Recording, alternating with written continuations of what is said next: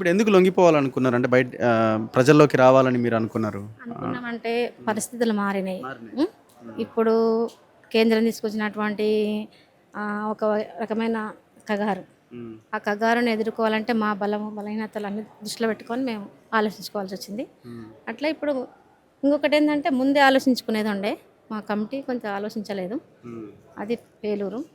ఇక కింద ఎంత చర్చ జరుగుతుందా ఏంటి అని కింది వరకు తీసుకొచ్చి చర్చ చేసేది ఉండే. హ్మ్. అయితే మనం సర్కులర్ రాసుకున్నాం కానీ దాన్ని అమలు చేసే దగ్గర ఫెయిల్యూర్ అయినాం. ఒకటి ముందే ఆలోచించే ఉండే అనేది మేము కూడా మాట్లాడినాము. మా కమిటీలో వాళ్ళతో మాట్లాడినాము. మేము కూడా ఆలోచించినాము. ఘర్షణ పడ్డాము. హ్మ్. అనివార్య పరిస్థితి వల్ల. ఘర్షణ మీన్స్ ఎట్లాంటి ఘర్షణ? ఎట్లాంటి ఘర్షణ అంటే ఇప్పుడు ఒక తుపాకీ వదిలిపెట్టడం, పార్టీని వదిలిపెట్టుకోవడం, విడిచిపెట్టడం అంటే ఘర్షణే కదా. ఆ! ఓకే. ఘర్షణ ఉంటుంది కదా. ఇంతకాలం పనిచేసి ప్రజల మధ్యలో ఉండి పనిచేసి వాళ్ళు ఇంత కాపాడుకున్నది ఇవన్నీ గుర్తొస్తాయి కదా. అమరులు గుర్తొస్తారు ముఖ్యంగా, ప్రజలు గుర్తొస్తారు ముఖ్యంగా. అవన్నిటిని దృష్టిలో పెట్టుకున్నప్పుడు ఒక బాధ ఉంటుంది కదా. ఆ బాధలో నుంచి మేము ఘర్షణ పడాల్సి వచ్చింది. పడ్డా కూడా ఉన్న వాళ్ళని కూడా కాపాడుకుందాం అనే కాడికి వచ్చినాం మేము. ఇప్పుడు ఏం చేస్తారు మీరు బయటకొచ్చారు? ఇప్పుడు ఇప్పుడు మీరు ట్రెండ్ ప్రజలలోనే ఉంటాం అంతే. మేము ప్రజలలోనే ఉంటాము. ప్రజల కోసమే మనం. ఇప్పుడు మాలాంటి వాళ్ళం ఇక్కడ మాట్లాడితే మా మీదనే విపరీతమైన నిర్బంధం ఉన్నది. మీరు ఇప్పుడు అక్కడి నుంచి వచ్చిన మీరు ఇక్కడ ఉన్న అలవాట్లు ఇవన్నీ మళ్ళీ ఇక్కడ సమస్యల మీద కొట్లాడాలి అంటే అంత ఈజీయా? మేము మేము ఇప్పుడు ఛత్తీస్గఢ్లో లేము. వాళ్ళు కొట్లాడుతున్నారా లేదా, పోరాటం చేస్తున్నారా లేదా, వాళ్ళకి సమస్యలు ఉంటాయి నిరంతరం. వాళ్ళు ఎట్లయినా ముందుకు వస్తారు. మేము ఒక్కరం చేసి మేము ముందు పోయే అవసరం ఏం లేదు. మేము కూడా అందులో భాగం అవుతాం అంతే.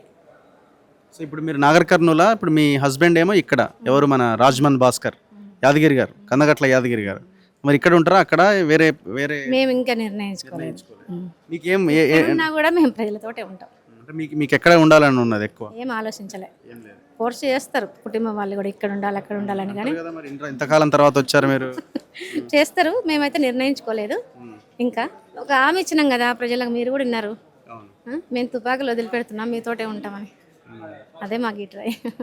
మీ మదర్ ఫాదర్ ఉన్నారా? మీ తమ్ముడు ఉన్నాడు.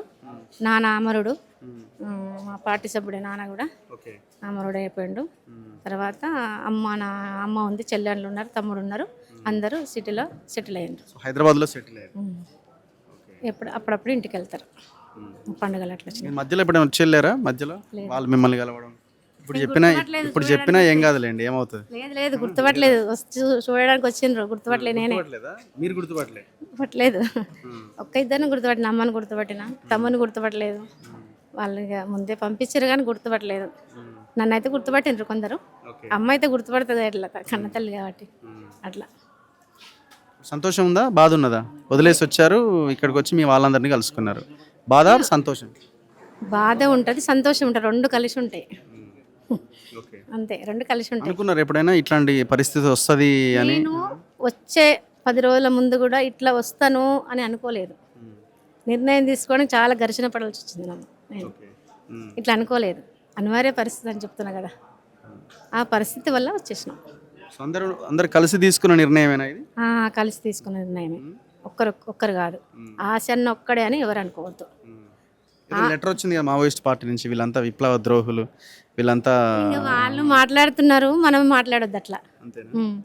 మనం ఎందుకంటే మన నోటి కూడా అట్లా మాట్లాడొద్దు. ఇక వాళ్ళు మాట్లాడిన వాళ్ళు ఆలోచించుకుంటారు. ఎందుకంటే మేము ఇప్పటికి కూడా ఎవరికి తప్పుగా మాట్లాడొద్దు అనుకున్నాం. నా వరకు తప్పుగా మాట్లాడొద్దు. ఎందుకంటే మొన్నటి వరకు కలిసి పని చేసినాము, కలిసి తిన్నాము, కలిసి కూర్చున్నాము, కలిసి పని అన్నీ చేసినాం కదా. ఇప్పుడు ఒకరి మీద ఒకరి అనుకుంటే బాగుండదు కదా. ఆయన అంటే నాకు చాలా గౌరవం ఉంది, దేవిజ్ అంటే. అట్లాంటిది ఏం లేదు. ఇప్పుడు ఆయన ముందే నిర్ణయం తీసుకుంటే ఆయనతోటి మేమంతా ఉండేటోళ్ళం అట్లా. అంటే మీరు నిర్ణయం తీసుకోవడం వల్లనే ఈ సిచ్యువేషన్ వచ్చింది, వాళ్ళకు కూడా లొంగిపోవాల్సిన పరిస్థితి వచ్చింది అన్నది. అలాంటిది ఏం లేదు. అక్కడ ఉండి పని చేస్తే అర్థమవుతుంది. ఎవరైనా ఎప్పుడైనా బయట మాట్లాడే వాళ్ళు కూడా అక్కడ ఉన్న వాళ్ళకైతే అర్థమవుతుంది. లేరు కదా, వాళ్ళు బయట ఉండి మాట్లాడితే ఏం లాభం చెప్పండి.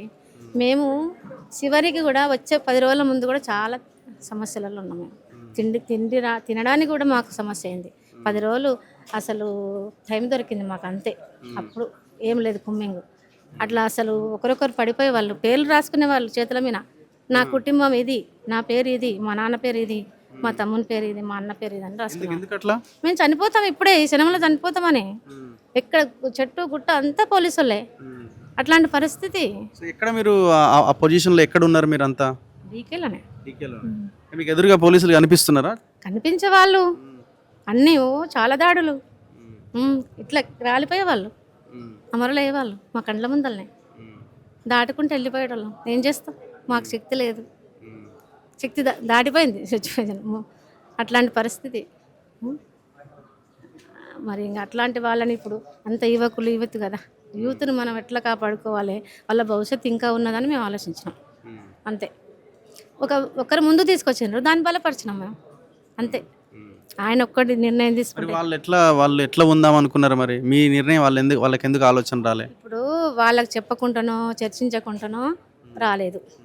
ఎందుకంటే అట్లా వస్తే తప్పు.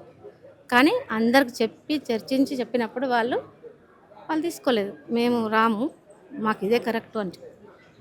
ఎందుకు ఆయన స్వామి ఉన్నాడు కదా, ఎవరు మన అమరుడు అయింది చూడు, ఆయన ఆదిలాబాద్ స్వామి ప్రభాకర్. ఆయన మాకు జూన్లో కలిసిండు. నేనైతే 8 గంటలు నడిచిపోయి చూసి వచ్చిన ఆయనని. 8 గంటలు పోయి చూసి, ఈయన మా మరిది కొడుకు. 8 గంటలు పోయి నడిచిపోయి చూసిన. చాలా ఇష్టం ఆయన, ఒక మా తండ్రి లాంటి వాడు. ఆయన నన్ను ప్రశ్నించిండు, ఎట్లా నువ్వు ఎటువైపు అని అంటే నాకు అప్పటికేం తెలియదు, నేను తర్వాత చెప్తానని చెప్పిన. కానీ ఆయన తర్వాత నాకు గెలవలేదు. ఆయన నిర్ణయం తీసుకున్న దాంట్లో అందరికన్నా ఎక్కువ ఆయన ఉన్నాడు.